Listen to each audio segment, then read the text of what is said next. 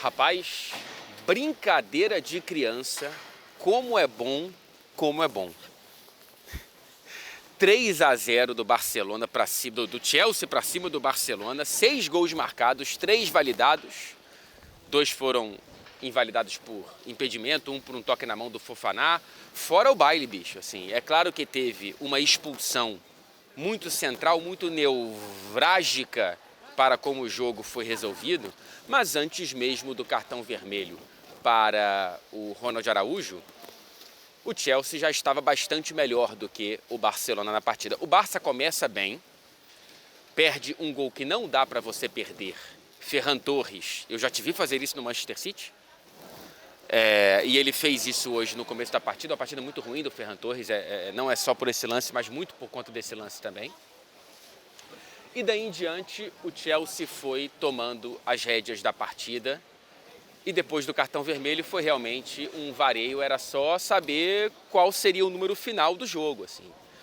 Antes de chegar no ponto central da partida e da nossa perspectiva brasileira, e evidentemente porque tá todo mundo falando disso aqui também, não é só porque eu sou brasileiro ou você provavelmente também é, eu sei que tem muita gente aqui, muita gente não, mas tem pessoas, né, irmãos, inclusive lusófonos de outros países, irmãos que estão por aqui também, mas enfim, não é porque a audiência é majoritariamente brasileira e porque eu sou brasileiro que eu vou falar majoritariamente do Estevão, e o querido aqui quase se atropelou aqui porque não estava vendo que eu estava gravando, mas enfim.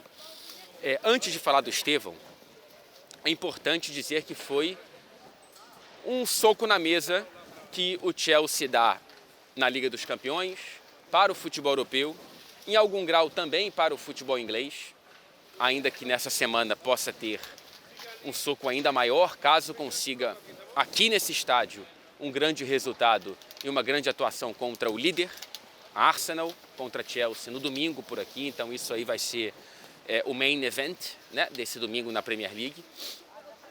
Mas em algum grau, não que eu esperasse que o Barcelona fosse sofrer isso com o Chelsea, mas segue um pouco, tá? O roteiro que eu e muita gente tentávamos no começo da temporada de acreditar que esse Chelsea, ainda que pareça verde para brigar por pontos corridos, pela Premier League, portanto, ele seja capaz de grandes jogos e isso pode ser o suficiente para ser um Chelsea copeiro mais uma vez.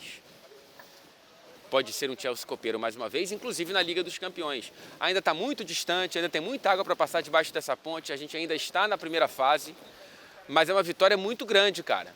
Contra um Barcelona que tem problemas, é verdade, não é como se o Chelsea tivesse vencido o Barcelona da temporada passada, né? O Lamine não está bem fisicamente, já falo do Cucurella, que não é só porque o Lamine não está bem fisicamente, o Rafinha está voltando de lesão, o Pedro não jogou, mas o Chelsea está sem o Cole Palmer. O Chelsea também não está jogando com a zaga ideal, ainda que tenha vacilado no mercado de transferências mais do que uma questão de departamento médico. O Chelsea tem os próprios problemas para chamar de seus e conseguiu entregar uma soberania para cima do atual campeão de La Liga. No duelo do vice-líder de La Liga e do vice-líder de Premier League, eu sinto até, cara, que mais uma temporada prova em algum grau que La Liga expõe muito menos as fragilidades dos gigantes espanhóis do que a Premier League. Se o Real Madrid jogasse a Premier, ele não seria líder. Se o Barcelona jogasse La Liga, ele não seria vice-líder. Não seria, cara. É muito mais difícil, tá? É muito mais difícil você ter fragilidades na Premier League do que você... Ó, o Maresca passando aqui atrás. Mas do que você jogar em La Liga. Então, o Maresca foi muito bem hoje. O Maresca foi muito bem hoje, com uma escalação surpreendente. Eu não esperava o Estevão titular, eu não esperava não ter uma referência no ataque. O Pedro Neto foi falso 9. Eu, em algum grau, até esperava que o James fosse para o meio campo e o Malo Gusto fosse para a direita, mas não foi essa a escalação que eu coloquei como provável antes da partida. Então, mas a maior surpresa foi realmente ele não ter uma referência no ataque. Tanto o João Pedro quanto o Delap ficaram no banco de reservas. Eu achei, inclusive, que os dois seriam titulares, como foram contra o Burnley. E o Pedro Neto foi o falso 9. Funcionou, não tanto quanto, talvez, de início, o próprio Maresca esperasse, porque o Barcelona não foi com a linha tão alta como em vários outros jogos da temporada, se adaptou, como disse o Flick antes da partida, ao adversário, a linha foi mais média, a pressão do Barcelona, como bem explicou o Marcelo Beckler na transmissão, aliás, que transmissão, né? Com Arthur Quesada, Marcelo Beckler e André Henning, principalmente André Henning, amo de paixão. A pressão alta do Barcelona era mais conservadora e isso fez com que o Chelsea tivesse um pouco mais de problema para explorar as costas da defesa do Barça, mas ainda assim, 2 gols foram anulados por impedimento. O terceiro gol do Chelsea, bem confirmado, foi por isso aqui, né? Então, ainda assim, o Flick usou a linha de impedimento e uma linha alta ali para tentar anular ataques do Chelsea. O primeiro lance de perigo do Chelsea, por exemplo, é uma bola do Estevão para o Pedro Neto, que desperdiça de maneira muito ruim uma chance cara a cara com o goleiro do Barcelona. Então, assim, João Garcia, né? O Flick também utilizou a linha de impedimento como ele costuma utilizar. Mas vamos falar do Estevão, tá? Para daqui a pouco falar também do Cucurella, que para mim foi o segundo grande personagem da noite. Cara, o Estevão, eu tô aqui há 9 anos e pouco, faço 10 anos de Inglaterra em setembro, então estou mais próximo de 9 do que de 10. Já vi bastante água passar por debaixo dessa ponte aqui. Na Inglaterra, não falo de futebol europeu, o meu recorte aqui para esse comentário é futebol inglês. Eu não vi nenhum brasileiro chegando como o Estevão, tá? Não vi. Acho que o mais próximo foi o Gabriel Jesus, quando veio do mesmo Palmeiras para o Manchester City. O começo dele foi retumbante, mas não tanto quanto o do Estevão. Esse começo do Estevão, ele é algo inédito para a minha vida enquanto repórter aqui do futebol inglês, tá? Tá sendo muito bonito, cara, não só pela chance que ele recebe de ser titular contra o Barcelona na Liga dos Campeões, não só pelo golaço que ele acha do nada, né? Ele brinca com o Pau Cubarsí como se fosse um zagueiro qualquer, e ele não é. Ainda é jovem e vai ser errático, mas é um muito bom zagueiro do Barcelona. E o Estevão dribla como se fosse um zagueiro do Cuiabá. E ele faz um golaço sem ângulo, um canudo para marcar o terceiro gol dele nessa Liga dos Campeões. É apenas o terceiro adolescente que consegue marcar na Champions nas 3 primeiras titularidades. E ele está ao lado, nessa estatística, de Mbappé e Erling Haaland, sabe? Assim, ele está do lado de uma galera que ele jogava só no videogame até meses atrás, que ele só via pela televisão e agora ele está nessa companhia. E ele realmente dá a entender que ele faz parte dessa sala. O que ele pode fazer, ele projeta estar nessa sala. A comparação hoje, o arco narrativo, fazia muito sentido entre ele e Lamine Yamal, separados por 80 dias, né? Os nascimentos dos 2 jovens de 18 anos, essa matinê aqui em Stamford Bridge, só quem dançou foi o Estevão.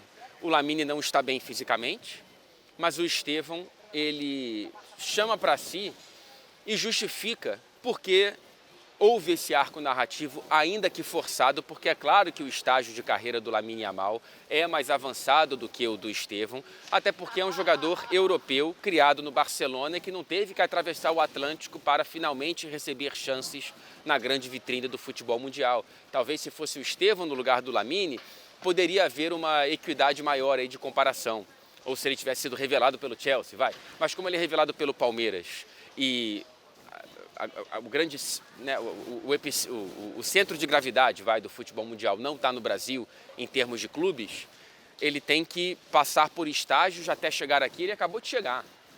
Né? Então está muito cedo ainda para a gente comparar uma coisa com a outra, mas ainda assim eu entendo a comparação e não a equiparação. E hoje quem dançou na matinê, repito, foi o Estevão. Muito bonito, cara. A torcida do Chelsea está apaixonada por ele. Inclusive usou o nome do Estevão para provocar o Lamine, né, dizendo que o Lamine é apenas um Estevão piorado, e eu traduzo sendo mais educado do que... educado não, né? Enfim, falar palavrão faz parte também, mas não vou usar a palavrão que eles usaram. E tem uma musiquinha nova, que agora a torcida do Chelsea está cantando para o Estevão, e colocaram no sistema de som aqui de Stamford Bridge no fim da partida, que é aquela... That's the way I like it. E eles estão cantando... Estevão, tchana, tchana, I like it. Cara, bom demais. Bom demais, bonito ver a Estevão Mania. Antes do jogo, eu dei um rolê aqui com o Arthur Quesada, que ele viu de perto pela primeira vez. O marketing do suéter de Natal do Chelsea tá com a cara do Estevão. A promoção de ingressos para, sei lá, setores VIPs aqui do estádio, ela está com a cara do Estevão. A camisa do Estevão está na vitrine da loja, tal qual a do Caicedo e do Reece James. Assim, é o xodó. O Estevão é o xodó da torcida do Chelsea nesse momento. Vamos ver quando que o Palmer volta. Vamos ver como que será quando o Palmer voltar. Dizem que ele pode ser relacionado, inclusive, nessa partida contra o Arsenal, pelo Chelsea. Enfim, cara, tem muita coisa linda, né? Muita coisa linda acontecendo com o Estevão por aqui. Antes de seguir e falar de Cucurella, eu tenho um recado importante para você. Cara, peraí, presta atenção, porque a Black Friday mais simpática da história da Insider, ela chega nesse momento do mês de novembro de 2025 a um estágio impressionante. Ela chega ao próprio Olimpo. Você pode chegar a até 70% de descontos nas peças mais bonitas, versáteis, elegantes do site da Insider, somando o meu cupom com os descontos já presentes por lá, tá? Até, repito, 70% de descontos. O meu cupom é Fred Caldeira, tudo junto. Fica mais fácil se você clicar no link da descrição e no comentário fixado, porque esse cupom já é automaticamente adicionado no seu carrinho enquanto você navega no site da Insider, tá? Não deixa pra depois, tá? As peças da Insider duram muito, as promoções nem tanto. Temos que falar de Marc Cucurella, um dos principais laterais do futebol mundial, desde a temporada passada, pelo menos, tá? Eu falei isso aqui, inclusive coloquei o Cucurella na minha seleção da Premier League na temporada passada.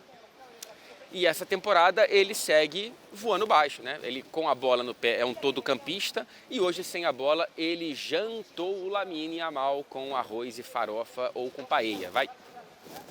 Muito, muito bem. O Lamine ganhou vantagem em um lance aqui, outro ali, mas assim, como o Cucurella conseguiu ir minando a confiança do Lamine ao longo da partida é algo que grandes marcadores conseguem fazer, né? Poucos conseguiram com o Lamine, só penso em dois automaticamente, o Nuno Santos e o Álvaro Carreiras. E o Cucurella entra nessa lista, nessa estreia, nunca tinha enfrentado, claro, o companheiro de seleção espanhola. Foi muito, muito bem. Entrevistei o Cucurella ontem e falamos sobre isso. Hoje, inclusive, depois do jogo, entrevistei o próprio Estevão. E eu espero que você possa assistir a essa entrevista nas redes sociais da TNT Esportes Brasil. É isso, cara, assim, o Cucurella foi para mim um dos grandes protagonistas desse jogo, o Caicedo jogando muita bola também, a defesa do Barcelona, do Chelsea parando o Barcelona, como poucas outras pararam, inclusive é a primeira vez que uma equipe do Hansi Flick na Liga dos Campeões não marca gol. Bayern de Munique e Barcelona são vários jogos e é pela primeira vez alguém consegue fazer com que uma equipe do Hansi Flick na Champions não marque gols. Teve aquela chance do Ferran Torres e nada mais. Sim, teve a expulsão, mas não foi só isso. Olhar pela perspectiva e pelo prisma da expulsão somente é tapar o sol com a peneira. O Barcelona tem problemas. Saí um pouco assustado com a fragilidade desse Barcelona, defensiva principalmente, sobretudo, que já vinha sido exposta por clubes muito mais fracos, por exemplo, o Bruges, do que o Chelsea nessa temporada. O Barcelona está com a classificação para o G8 sob risco, precisa necessariamente, se a gente utilizar os 16 pontos da temporada passada como nota de corte na fase de Liga da Champions, precisa fazer 9 dos 9 restantes, e são jogos fáceis, né? O Frankfurt em casa, já no novo Camp Nou, visita o Slavia Praga e depois fecha em casa contra o Copenhagen. 9 pontos obrigatórios para o Barcelona se colocar nessa conversa se a nota de corte para o G8 não subir. Do lado do Chelsea, respira, pode tropeçar. Como não tropeçou hoje, ainda pode tropeçar em teoria para chegar nos 16 pontos nas próximas 3 rodadas. São jogos mais complicados, né? Visita a Atalanta na próxima rodada, depois recebe o Pafos, 3 pontos obrigatórios, e depois visita o Napoli. Então, assim, perder hoje seria muito complicado ou até empatar para o Chelsea. Consegue vencer e vamos ver se consegue rumar para evitar os playoffs e classificação direta para as oitavas de final. Estou ansioso para Chelsea e Arsenal, mas antes disso, teremos vídeo aqui no canal também e cobertura, evidentemente, na TNT Esportes, com transmissão aberta a partir das 4h45 dessa quarta-feira, Arsenal e Bayern de Munique no Emirates Stadium. Então, essa semana está linda demais aqui na geladeira de Londres. Hoje entrei numa fria e amanhã entro numa fria maior ainda, porque a mínima é de -1, se eu não me engano, e agora tá 3 graus, pô, calor. É isso, gente. Uma honra, um privilégio acompanhar esse começo do Estevão por aqui. É só o começo.